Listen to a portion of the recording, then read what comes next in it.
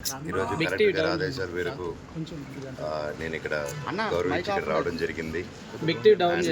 ప్రతి ఒక్కరు దీన్ని ఆస్తి గొడవలు అంటున్నారు. నేను మళ్ళీ చెప్తున్నాను, తిరుపతిలోనే చెప్పాను, అంతకుముందు చెప్పాను, ఇప్పుడు చెప్తాను, ఎప్పుడు అదే మాట మీద ఉంటాను. నేను ఇది ఆస్తి గొడవలు కాదు. అండ్ ఫస్ట్ ఎఫ్ఐఆర్లో నేను 4 నెలల ముందు దౌర్జన్యంగా ఇంటికి వచ్చారని చెప్పారు, బట్ అది జరగలేదు.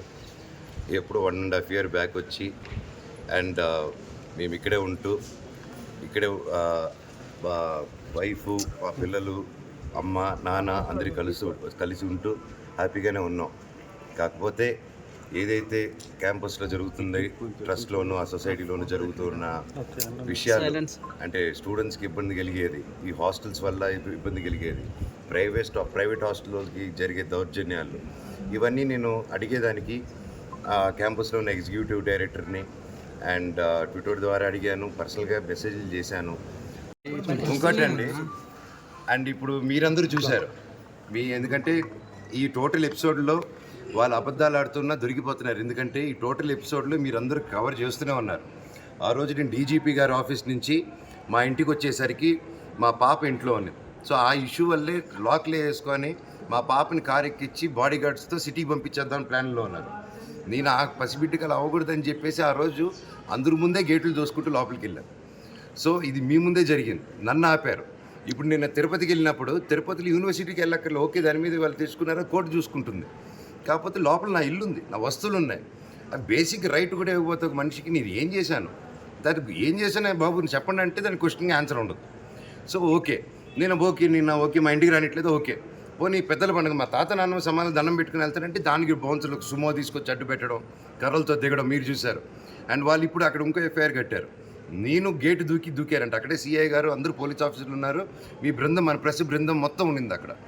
గేట్ ఎవరో ఎక్కి దూకి వాళ్ళు గేట్ ఓపెన్ చేసి నేను నడుచుకుంటూ లోపలికి వెళ్ళాను. అంతేగా నేను గేట్ ఎక్కి దూకాను, నేను ఎవరన్నా కొట్టరని చోట కొట్టాను ఆ గేట్ ఎంటర్ అయ్యేటప్పుడు. ఇంకే నోటికి అబద్ధం వస్తే పక్కన ఎవడ ఏ సలహా చెప్తే అది రాసుకుంటే వెళ్ళి లాస్ట్లో ఒక సైన్ పెట్టడం, ఎఫ్ఐఆర్ రైజ్ చేయడం. ఢిల్లీ సుప్రీంకోర్టు నుంచి కేసులు పెట్టారు, ఢిల్లీ హైకోర్టు నుంచి కేసులు పెట్టారు, హైదరాబాద్ హైకోర్టులో అన్ని కోర్టులు, తిరుపతిలో ఎన్ని కోర్టులు ఉంటే అన్ని కోర్టులు, ఎన్ని చోట్ల నుంచి పెట్టారో అన్ని చోట్ల నుంచి పెట్టేశారు. చంద్రబండ్లను కూడా వెళ్ళి పెట్టుకోమనండి, నేను మాత్రం న్యాయం కోసం పోరాడతాను, ఎవరిని వదిలేదే లేదు, సమస్య లేదు, కూర్చొని మాట్లాడేంత వరకు. పడుతున్నారని అడిగితే అవి చూద్దామని చెప్పాడు ఆయన. నా వాట్సాప్ మెసేజ్లు అవన్నీ నేను సబ్మిట్ చేస్తున్నాను.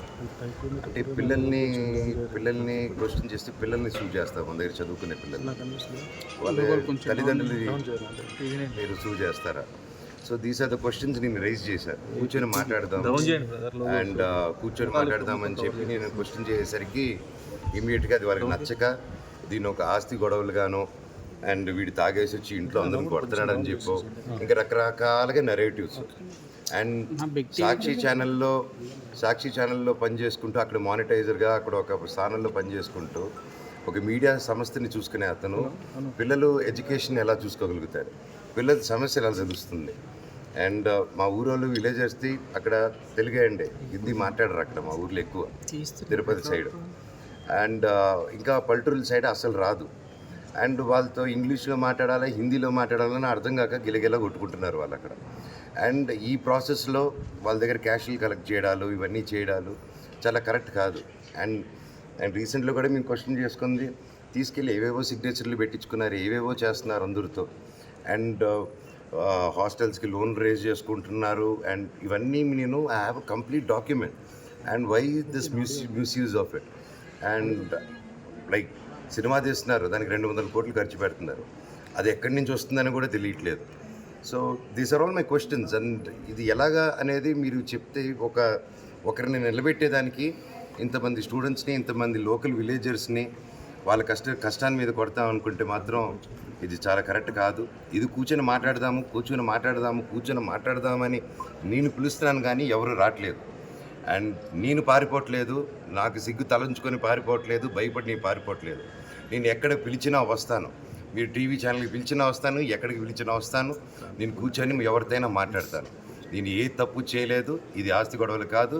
ఈ పోరాటం ఇది నా స్టూడెంట్స్ కోసం, మా విలేజెస్ కోసం, మా బంధువుల కోసం అక్కడ. Thank you. అదే బెజిసైడ్ గారికి ఇదే చెప్పాను ఎగ్జాక్ట్లీ. ఇప్పుడు మీకు ఏదైతే చెప్పానో ఇదే నిజం చెప్పాను. అంటే ఇంట్లో నేను రానిట్లేదని, ఇంట్లో నేను చేయట్లేదని, అది చెప్పేదానికే కామెడీగా ఉందండి. అది నేనెందుకు రానియకుండా ఉంటాను, మీరందరూ హ్యాపీగా రండి, నేను రానికపోతే దగ్గర. సో ఇదంతా ఫాల్స్ అలిగేషన్స్. స్టూడెంట్స్ కోసం నిలబడినందుకు ఇది చేసేది. థ్యాంక్ యూ అండి. ఇట్స్ ఫాల్స్ అలిగేషన్ అండి.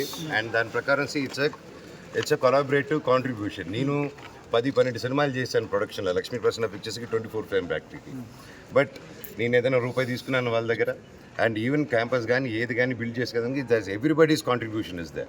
ఇట్స్ నాట్ ఇది అక్క కాంట్రిబ్యూషన్ ఉంది, అన్న కాంట్రిబ్యూషన్ ఉంది, నా కాంట్రిబ్యూషన్ ఉంది, మా బంధువుల కాంట్రిబ్యూషన్ కూడా ఉంది ఈ సంస్థ బిల్డ్ చేయడానికి. నేను ఇది నా నాన్నగారిని ఎప్పుడు వ్యతిరేకరించనండి. ఎందుకంటే ఇది కేవలం మా నాన్నగారిని ముందు తోసి అది వెనకాల నుంచి ఆడే నాటకం.